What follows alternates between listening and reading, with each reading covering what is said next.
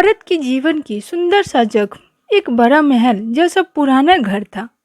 वहाँ करीब 50 वर्ष की एक औरत अपने पति और बेटे और बेटी के साथ रहती थी। उसके चेहरे पे हमेशा मुस्कान रहती थी। वह साड़ी और उससे मैचिंग करती हुई बिंदी और हल्के रंग की लिपस्टिक हर समय अपने फेस पर सजाए रखती थी। अपनी उम्र की गहरी होती लकीर की परतों को मेकअप से छुपाने की कोशिश करती रहती।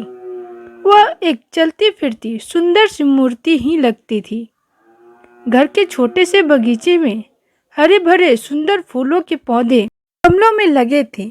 दरवाजे के अंदर घुसते ही भगवान जी की एक सुंदर सी मूर्ति स्थापित थी और मोगरा अगरबत्ती की खुशबू का झोंका सांसों को महकाने लगा था। एक कोने की तिनकोनी मेज पर ताजे अखबार और पत्रिकाएं थी। दूसरी ओर शेल्फ पर रखी हुई आधुनिक फ्रेमों में कुछ तस्वीरें बड़े ही सलीके से रखी थी। उस बड़े से हॉल में एक दरवाजा किचन की ओर खुलता था, जहां सिल्के से रखे बर्तन और वहां की साफ सफाई उस औरत की सुघरता को दिखाता रहता था। सामने वाली दीवार पर एक बड़ी सी पेंसिल स्केच वाली एक ड्राइंग फ्रेम में लगी बड़ी प्यारी लग रही थी और उसके कोने में उस औरत का नाम लिखा था।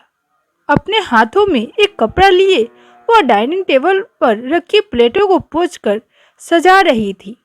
सलाद की प्लेट को सजाना और फलों को फ्रिज से निकालकर टेबल के सेंटर में रखना, यह सब काम हो रहे थे कि अचानक से उसके मोबाइल की बेल बजी और उसने झट से बोला, हेलो, पर मैंने तो खाना बनाया है।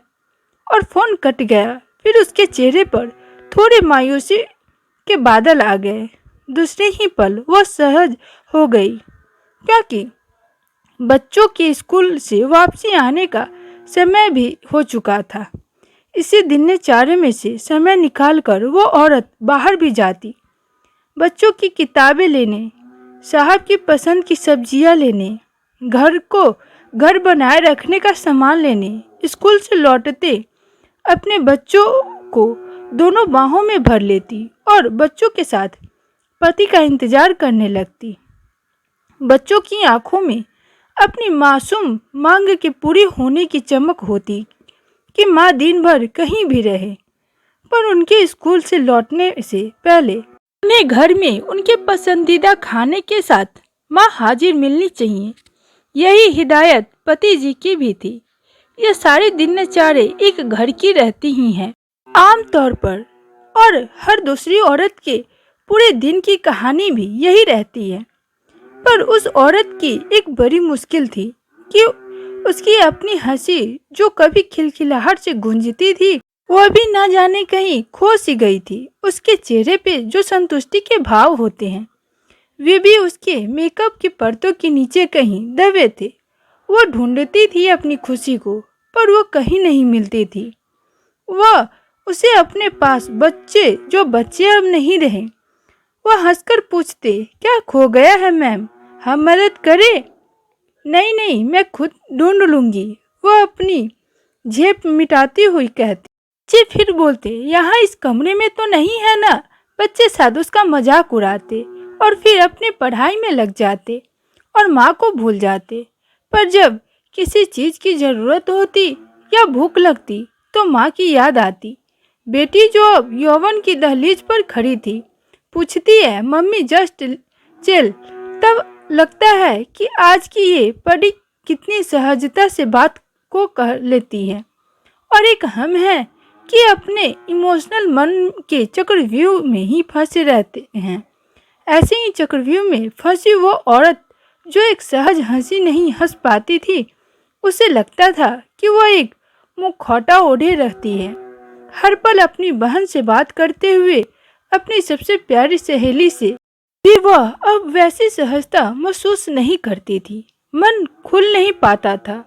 उसका कुछ था जो उसे खुश होने से रोकता था।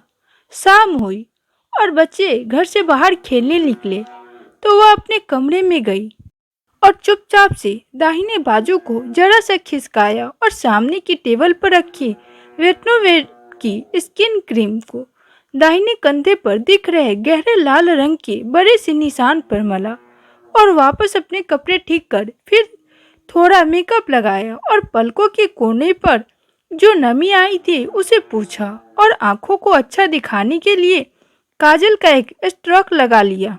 फिर से वह हल्की रंग की लिपस्टिक लगाई और अपने होठों पर एक मुस्कान को भी सजा लिया।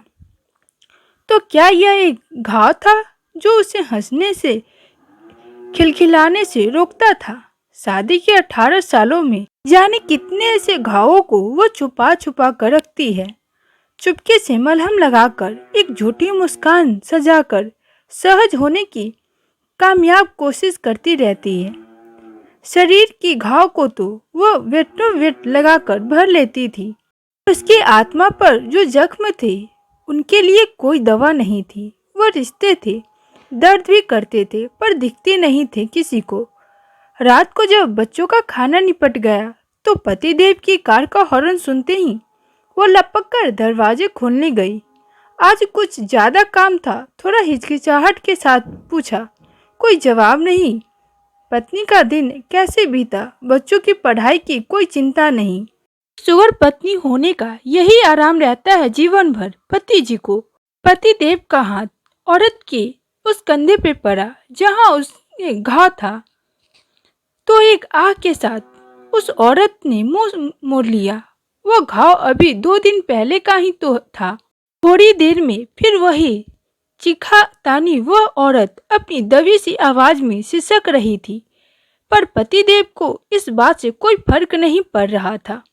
वह ज्यादा देर तक चिल्ला नहीं सकी क्योंकि बिल्कुल वाला कमरा बच्चों का था। वह रात एक और नया घाव छोड़ गई थी उसकी आत्मा पर और शरीर के घाव को और गहरी कर गई थी। सुबह अलार्म बजे और रसोई से आवाज आने लगी। बच्चों चलो उठो, स्कूल के लिए देरी हो रही है। आप भी उठिए, चाय बन गई है। वो औरत अंदर से साड़ी पहने खुले लंबे बालों को समेटते हुए डरी डरी और सहमी से चाय का कप लेकर चली गई।